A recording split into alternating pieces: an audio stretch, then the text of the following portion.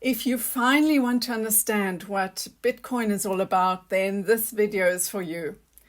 We will go through the Bitcoin origin story, what makes Bitcoin unique, Bitcoin mining via proof of work, what is Bitcoin halving, and why is Bitcoin considered a store of value. Let's dive in. Here now is the Bitcoin origin story. On the 18th of August 2008, Bitcoin.org is registered. Now the registrant is protected, so we don't know who actually registered Bitcoin.org. On the 31st of October 2008, a person or group calling themselves Satoshi Nakamoto make an announcement to the cryptography mailing list at metztdoud.com, and they say the following: I've been working on a new electronic cash system that's fully peer-to-peer with no trusted third party. On the 3rd of January of 2009, the first Bitcoin block is mined. This is called the Genesis block, or also block 0, and it contains the following text. The Times, 3rd of January 2009, Chancellor on brink of second bailout for banks. That was the headline of the Times on that day. On the 8th of January 2009, the first version of the Bitcoin software is announced to the cryptography mailing list. And on the 9th of January 2009, Block 1 is mined, and the Bitcoin mining commences in earnest. Here now are the Bitcoin characteristics. It is the first cryptocurrency. It holds approximately 51% of market dominance.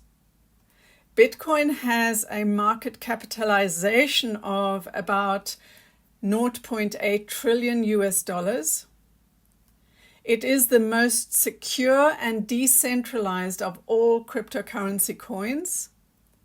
One Bitcoin, or BTC, is 100 million Satoshi. Bitcoin with a capital B is the Bitcoin network, or the Bitcoin blockchain. And Bitcoin with a small b is the individual coin. Let's look at Bitcoin mining. Bitcoin is a collection of computers, which are also known as nodes or miners, that all run the Bitcoin's code. They all store its blockchain and validate each block.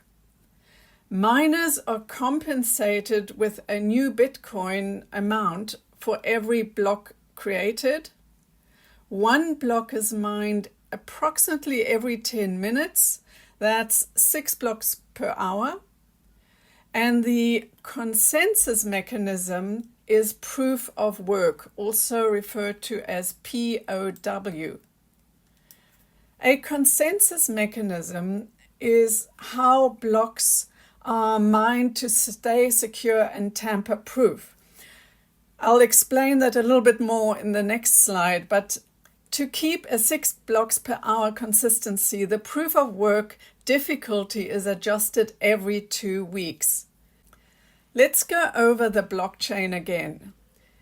Each block contains a cryptographic hash of the previous block, a timestamp, and all the transaction data.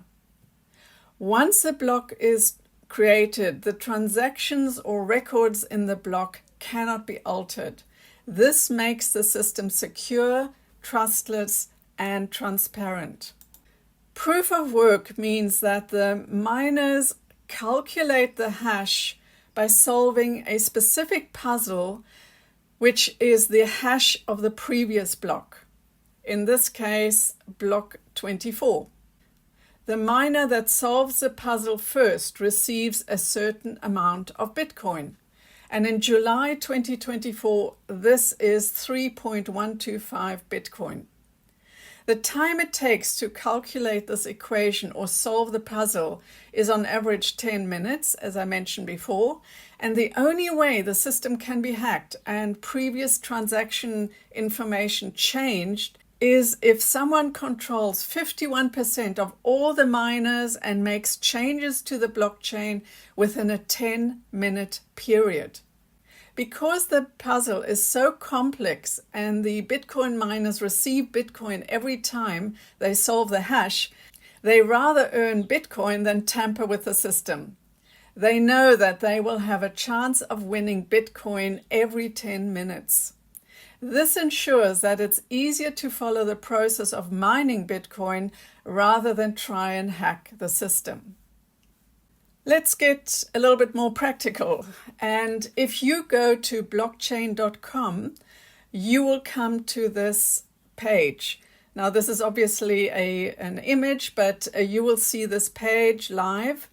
And at the top right, you'll see the latest blocks. And bottom left, you see the latest transactions. If you click on one of those transactions, you get to this page. Here you can see a lot of data that is added with each transaction. You can see the input values, the fees, you can see the output values, and if you look below and you see the from and to addresses, those are wallet addresses. This long string of gobbledygook, that's a wallet address.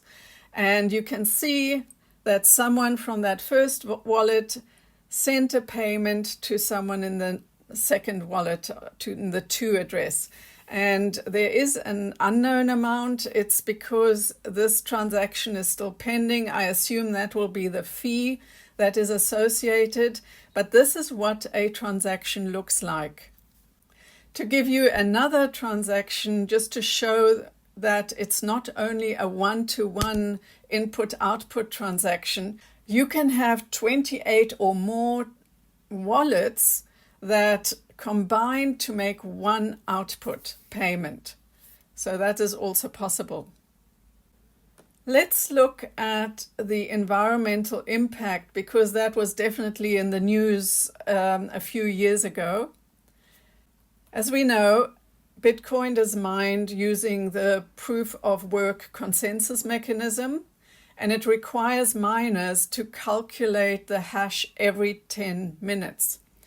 This is very CPU intensive, and whole data centers are used to calculate the hash. And this obviously requires a large amount of energy resources. In 2022, CoinShares released a Bitcoin mining report. And this was a detailed research where they came up with how much energy is actually used in order to mine Bitcoin. And here are the findings. Bitcoin mining uses 0.05% of the total global energy consumed. The Bitcoin mining CO2 emissions are below 0.08% of total global emissions. That is 4 times more than the printing of our currencies used worldwide. It is 1/3 used to mine gold. It is 1/3 used by the total global banking system. And it's slightly less than all tumble dryers combined. Currently, 1/3 of all Bitcoin mining energy resources are from renewable energy. To put this in perspective, according to Scientific America, the current use of energy by all data centers is about 1.5%. With the advancement of AI, this could increase tenfold. In July 2024, the noise and discussion around Bitcoin's proof of work mechanism and the impact on our energy system has died down. And I assume that's because AI has become by far more resource intensive than Bitcoin mining is. Next, we look at a topic that is unique to Bitcoin, and it's called Bitcoin halving. For each block that is mined, the winning miner receives a specific amount of Bitcoin as a compensation. It started with 50 Bitcoins per block. The amount of Bitcoin that a miner can earn with each block halves approximately every 4 years. And that is now 3.125 Bitcoin per block. The last Bitcoin halving was on the 19th of April 2024. And the next Bitcoin halving is expected to be in early 2028. The last Bitcoin is expected to be mined in 2140. As you can see, at each halving, the number of Bitcoin paid out per block is halved.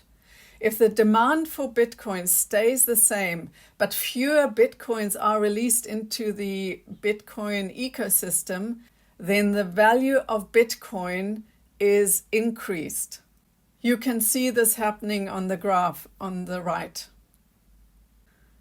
Now, why is Bitcoin considered a store of value? It has the same economic profile like gold. Gold is also not something we can just create out of nothing. It has a maximum supply of 21 million Bitcoin. After the last Bitcoin is mined, there will not be any more. So it can only actually go up and increase in value. It is seen as a hedge against inflation, similar to precious metals. This concludes the video on Bitcoin. In the next video, we'll dive into all the other types of coins and tokens that are out there. I'll explain why they are called altcoins and why there are so many. I'll also go into what a CBDC or central bank digital currency is as well. I look forward to seeing you in the next video.